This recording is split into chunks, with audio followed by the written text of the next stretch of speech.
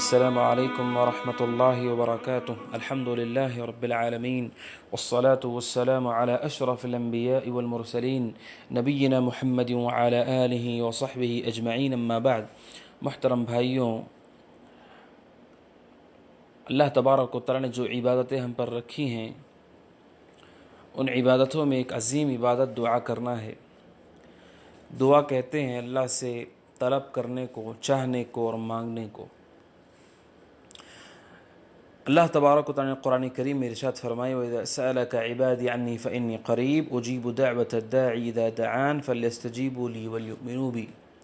کہا کہ جب میرے بندے آپ سے پوچھیں میرے بارے میں تو آپ کہیے فَإِنِّي قریب، میں قریب ہوں اور میں بلانے والے کی، پکارنے والے کی آواز کو سنتا ہوں اور اسے قبول کرتا ہوں، اس کا جواب دیتا ہوں. اللہ تبارک و تعالی نے اس آیت کریمہ میں آگے فرمایا کہ انہیں چاہیے کہ اللہ تبارک و تعالیٰ سے وہ دعا کریں. دعا کی ترغیب دی گئی. دعا ہی ایک عظیم و ہتھیار ہے جس کے ذریعے سے انسان اللہ سے ہر خیر کو چاہ لیتا ہے، ہر خیر کو مانگتا ہے اور ہر کامیابی وہ حاصل کر لیتا ہے. سورہ غافر میں اللہ نے فرمایا وقال ربکم ادعونی استجب لکم، اور تمہارا رب یہ کہتا ہے کہ تم مجھ سے دعا کرو. یہ اللہ کا حکم ہے کہ اللہ سے مانگیں، اللہ تبارک و تعالیٰ سے سوال کریں، اس سے طلب کریں. اور اس دعا کرنے کو شریعت نے دل کے تکبر سے پاک ہونا کہا ہے. سورہ غافر ہی میں اللہ نے فرمایا وقال ربكم ادعوني استجب لكم ان الذين يستكبرون عن عبادتي سيدخلون جہنم داخرین، کہ بے شک وہ لوگ جو میری دعا سے تکبر کرتے ہیں، دعا کو چھوڑ دیتے ہیں تکبر کی وجہ سے، اللہ نے فرمایا کہ وہ ذلیل ہو کر کے جہنم میں داخل کیے جائیں گے. یہ تکبر ہے اگر کوئی اللہ سے نہیں مانگتا. اللہ سے مانگو، اللہ سے طلب کرو، اللہ سے چاہو. اسی وجہ سے وہ لوگ جن لوگوں نے اللہ تبارک و تعالیٰ سے نہیں مانگا وہ دنیا اور آخرت میں ذلیل ہو گئے. اللہ سے طلب نہیں کیا، اللہ سے نہیں چاہا، اللہ سے نہیں مانگا، ان کے لیے ذلت و خواری ہوئی. اور کیوں نہ ہو کہ دعا ہی عبادت ہے، دعا ہی عبادت ہے. نعمان ابن بشیر رضی اللہ عنہ کی وہ حدیث جس میں نبی کریم صلی اللہ علیہ وسلم نے فرمایا الدعاء هو العبادہ، دعا ہی عبادت ہے. انسان جب دعا کر رہا ہے، ایک دعا تو وہ ہوتی ہے دعائے مسئلہ جس میں آدمی اللہ سے کوئی چیز مانگتا ہے کہ اللہ مجھے یہ عطا فرما، یہ عطا فرما. جنت کا سوال کرتا ہے، نیکیوں کا سوال کرتا ہے، رحمت کا سوال کرتا ہے. اور ساری جو بقیہ عبادتیں ہیں یہ بھی دعا ہی کے ضمن میں داخل ہوتی ہیں. ان ساری عبادتوں کا ایک مطلوب ہے، ایک مقصود ہے کہ اللہ تبارک و تعالی ہم سے راضی ہو جائے.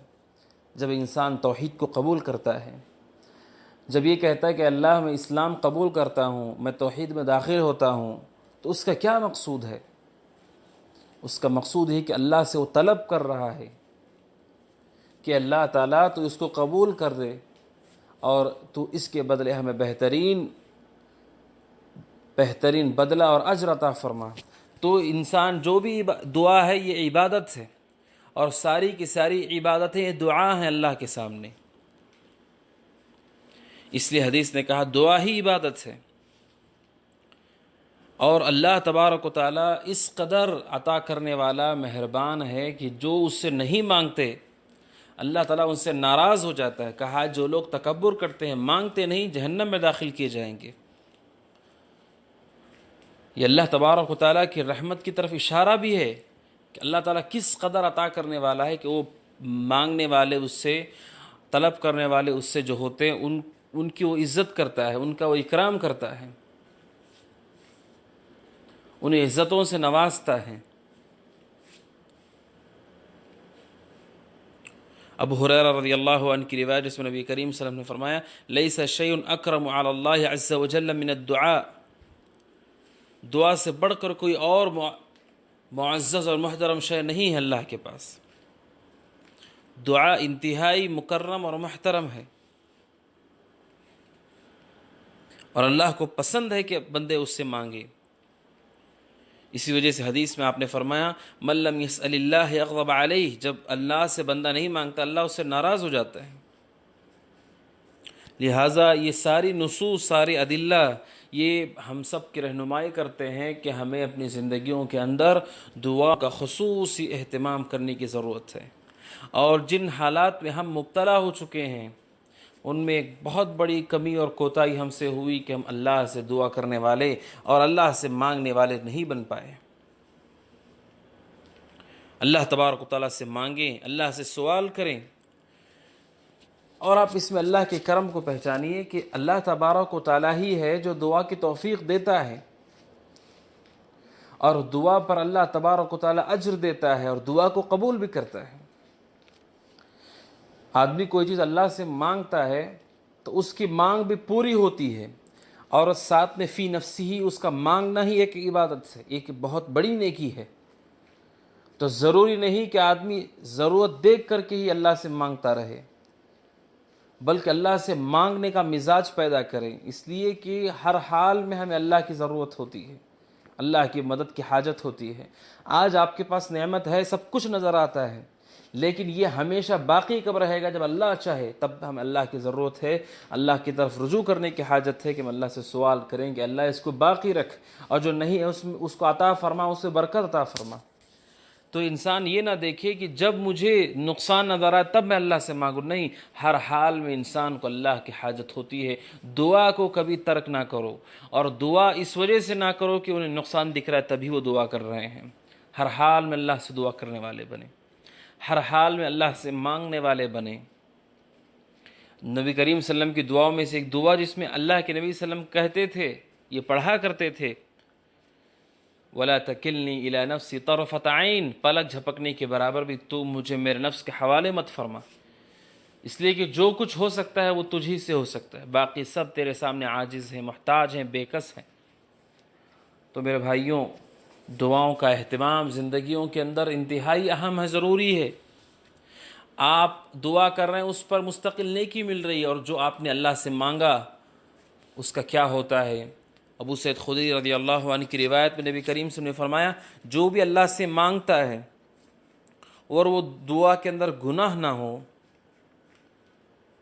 رشتہ داریوں کو کاٹنے کی کوئی بات نہ ہو، تو یا تو اللہ تعالیٰ اسے وہ چیز عطا فرما دے، فوراً وہ اس کو مل جاتی ہے، یا اللہ تبارک و تعالیٰ اس دعا کے بدل اس سے مصیبت کو دور کر دیتے ہیں، پریشانی اور دکھ کو اللہ تعالیٰ دور کر دیتے ہیں اس دعا کے بدل، یا یہ کہ اس دعا کو آخرت میں اللہ تبارک و تعالیٰ ذخیرہ کر کے آخرت میں اللہ اس کا بدلہ دیں گے۔ سبحان اللہ، ایک تو دعا کرنے کا اجر ملتا ہے، اللہ کے قریب ہوتے ہیں، اللہ کو راضی کرتے ہیں، وہیں پر جو مانگا جا رہا ہے یا تو دنیا میں مل جائے گا اللہ چاہے تو، یا اللہ تعالیٰ دوسری مصیبت دور کر دے گا، یا اللہ تبارک و تعالیٰ آخرت میں ذخیرہ عطا کر کے ہمیں دے گا۔ اور تینوں کی تینوں حالتیں جو حدیث میں بتائی گئی ہیں انتہائی عظیم ترین حالتیں ہیں۔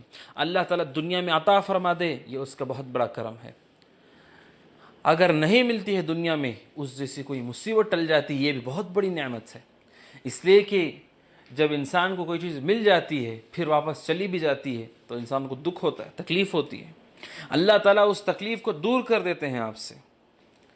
اس دعا کے بدل کوئی اور تکلیف جو آپ تک پہنچنے والی تھی اللہ تعالیٰ اس کو ساقط کر دیتے ہیں۔ سبحان اللہ، یہ کہ آخرت میں اسے ذخیرہ کر کے عطا کریں گے، اور یہ بہت ہی خوبصورت ہے، اس لیے کہ دنیاوی زندگی ہر حال میں کٹ جاتی ہے، اور آخرت میں جو چیز ملے گی، آخرت میں جو ہم سب کو بدلہ ملے گا وہ خیر و ابقا ہے، بہترین ہے اور باقی بھی رہے گا۔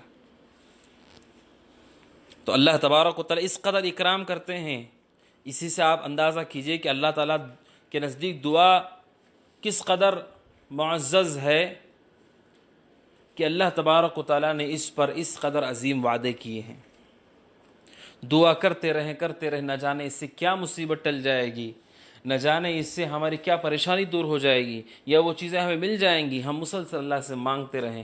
ہمارا مسئلہ یہ ہے کہ ہم بہت جلدی مچاتے ہیں، بہت جلدی کرتے ہیں، اور آپ جانتے ہیں اللہ تعالیٰ حکیم ہے، الحکیم، جو حکمت سے ہر کام کرنے والا، ہر فیصلہ کرنے والا ہے۔ بسا اوقات جو ہم مانگتے ہیں وہ ہمارے لیے اس میں خیر نہیں ہوتا، اللہ تعالیٰ اپنی رحمت سے اس کو ٹال کے رکھتے ہیں۔ ہر انسان کو اس کی ساری چیزیں دنیا میں سب کچھ مل جائے تو پھر زمین پر بغاوتیں ہوں گی، زمین پر تباہیاں ہوں گی۔ جب سارے کے سارے مالدار ہو جائیں، سارے کے سارے قوی ہو جائیں، سارے کے سارے بادشاہ ہو جائیں تو زمین فساد سے بھر جائے گی۔ اللہ تبارک و تعالیٰ جتنا جس کو دینا ہے اللہ تعالیٰ اتنا اس کو عطا کرتے ہیں، لیکن اللہ سے مانگتے رہیں، اللہ سے طلب کرتے رہیں دنیا اور آخرت کی بھلائی۔ اور یہ جو دعا ہوتی ہے، حدیث میں کہا گیا کہ اس کی وجہ سے اللہ تبارک و تعالیٰ تقدیر بھی بدلتے ہیں، اور یہ بھی چیز تقدیر میں لکھی ہوئی ہوتی ہے۔ لہٰذا آدمی دعا کرے کہ اے اللہ تبارک و تعالیٰ اگر تو نے مجھے بدبخت لکھا ہے تو اے اللہ تعالیٰ مجھے نیک بختوں میں لکھ دے۔ اور جو دعا کرنے والے لوگ ہیں ان کے بارے میں یہ فضیلت بیان کی گئی حدیث کے اندر کہ جو دعا کرنے والے لوگ ہیں، اللہ سے مانگنے والے لوگ ہیں، اللہ تبارک و تعالیٰ ان کے اوپر اپنی رحمت کے دروازوں کو کھول دیتا ہے۔ جو دعا کرتے ہوئے نظر آتا ہے آپ کو اور دعاؤں کا اہتمام کرتا ہو زندگی میں، اللہ کو یاد کرتا ہے، بستر پر ہو تب بھی اللہ سے دعا کرتا ہے، مسجد میں ہو اللہ سے دعا کرتا ہے، گھر پر ہو اللہ سے دعا کرتا ہے، سفر میں ہو اللہ سے دعا کرتا ہے، روزے میں ہو اللہ سے وہ دعا کرتا ہے، افطار کر رہا اللہ سے دعا کرتا ہے۔ ایسے جو افراد ہیں ان پر اللہ نے ابواب الرحمہ کھول دیے، رحمتوں کے دروازے ان پہ کھول دیے گئے ہیں، بہت ہی خوش بخت ہیں۔ دعا جہاں ہوتی ہے وہاں پر مصیبت نہیں ہوتی، دعا مصیبتوں کی دشمن ہے، دعا ہمارے پریشانیوں کی دشمن ہے، دعا ہمارے تکلیفوں کی دشمن ہے۔ جب آپ دعا کو لازم پکڑتے ہیں تو آپ اپنے آپ کو مشکلات سے دور لے آتے ہیں، پریشانیوں سے دور لے آتے ہیں۔ مال کی پریشانی، صحت کی پریشانی، جسم کی پریشانی، خاندان کی پریشانی، پڑوس کی پریشانی، ملک کی پریشانی، دنیا کی پریشانی، کوئی بھی تکلیف ہو ہم اللہ کی طرف رجوع کریں۔ دعا کرنے والے ہاتھ، دعا کے لیے اٹھنے والے ہاتھ اللہ تعالیٰ کبھی خائب و خاسر نہیں لوٹاتا، خالی نہیں لوٹاتا۔ اسی دعا کے آداب میں سے یہ بھی بیان کیا گیا ہے کہ آدمی اللہ سے ہاتھ اٹھا کے دعا کرے۔ حدیث میں آپ نے فرمایا ان اللہ یستحی من عبدہ، اللہ تبارک و تعالیٰ حیا فرماتے ہیں اس بندے سے جو ہاتھ اٹھا کر اللہ سے مانگتا ہے کہ خالی ہاتھ اس کے ہاتھوں کو واپس لوٹا دے۔ تو لہٰذا ہم اللہ سے دعا کریں، اللہ سے مانگیں، اللہ سے طلب کریں۔ یہ انبیاء اکرام کو دیکھیے علیہم السلام، جن کو اللہ نے نبوتیں دیں، جن کو اللہ نے رسالتیں دیں، وہ اپنی زندگیوں میں کس قدر دعاؤں کا اہتمام کرتے تھے، اور ہم جو اس قدر نافرمانی کرنے والے ہیں ہم کیوں اتنی دعائیں نہیں کرتے ہیں؟ جبکہ وہ لوگ جو گناہوں سے دور تھے، وہ لوگ جو اللہ کے مقرب بندے تھے، دنیا کے سب سے اونچے منصب پر فائز تھے، نبی تھے، رسول تھے، ان کی زندگیوں کو دیکھیے۔ حضرت ابراہیم علیہ السلام اپنے لیے دعا کر رہے ہیں، اپنی بیوی کے لیے، اپنے بچوں کے لیے، مکہ مکرمہ کے لیے دعا کر رہے ہیں، آنے والے اپنے نسل کے لیے دعا کر رہے ہیں، اپنی اولاد کے لیے دعا کر رہے ہیں۔ سبحان اللہ، ایک نبی ہوتے ہوئے مکے کے لیے امن کی دعا کی، اپنی اولاد کے نماز کی پابندی کی دعا کی، اپنی اولاد کے لیے بت پرستی سے دوری کی دعا کی، اور نبی صلی اللہ علیہ وسلم کی بعثت کی دعا کی، ایک نبی ہوتے ہوئے۔ تو کیا ہم اپنے لیے دعا کرتے ہیں؟ اپنی اولاد کے لیے، اپنی بیوی بچوں کے لیے، ماں باپ کے لیے، اپنے شہر کے لیے اور اپنی نسلوں کے لیے آنے والی، کیا ہم دعا کرتے ہیں؟ یقیناً ہمارے اندر کوتاہی ہے اس باب کے اندر، لہٰذا ہم سب کو اپنی زندگیوں کے اندر دعا کا خصوصی اہتمام کرنے کی ضرورت ہے۔ دعا سے اگر ہم جڑ جاتے ہیں تو ہم بہت بڑے خیر سے جڑ گئے، بہت بڑے خیر سے متعلق ہو گئے۔